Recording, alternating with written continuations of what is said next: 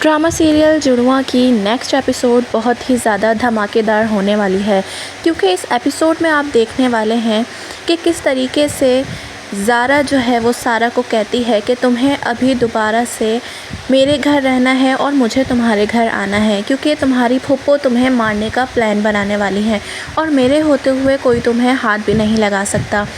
ज़ारा कहती है कि नहीं सारा, अब जो भी कुछ तुमने मेरे साथ करना था कर लिया। अब मैं अपने घर वालों को छोड़कर तुम्हारे घर में नहीं जा के रह सकती।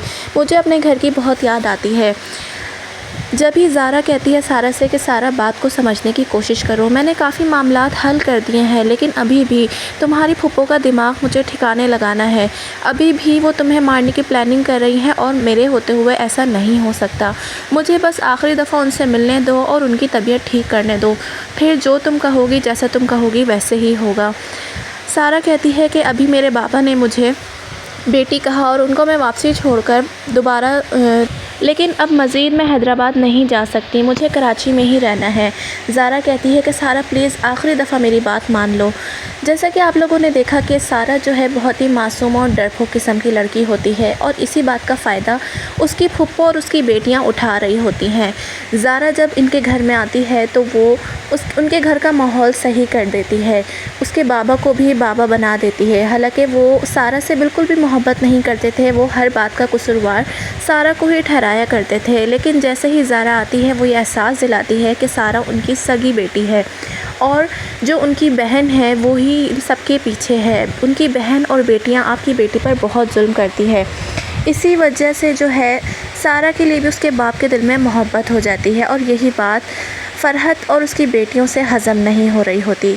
दूसरी तरफ फ़रहत फ़ोन करती है अपनी माँ को और कहती है कि अम्मी अभी तक मुनव्वर नहीं आया है। मैंने उससे आज मेरी शादी का पहला दिन है और मुनव्वर को इस बात का भी एहसास नहीं है। वो मेरा फ़ोन तक नहीं उठा रहा है। हालांकि उसकी माँ ने उसको फ़ोन किया तो उसने फ़ौरन अपना फ़ोन अटेंड कर लिया, लेकिन जब मैं उसको फ़ोन कर रही हूँ तो वो मेरा फ़ोन नहीं उठा रहा, काटे जा रहा है।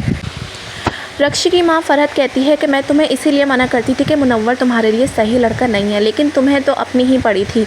अब भुगतो, अब मेरा दिमाग क्यों खा रही हो।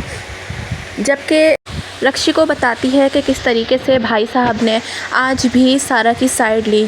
मैंने उसको कहा कि मेरे लिए एक कप चाय बना दो, उसने कहा नहीं सारा नहीं बनाएगी, सारा थकी हुई है, तुम नाजी से कहो कि वो तुम्हारे लिए चाय बनाएगी और सारा के साथ ज़रा नरम लहजे में बात किया करो, क्योंकि वो मेरी बेटी है।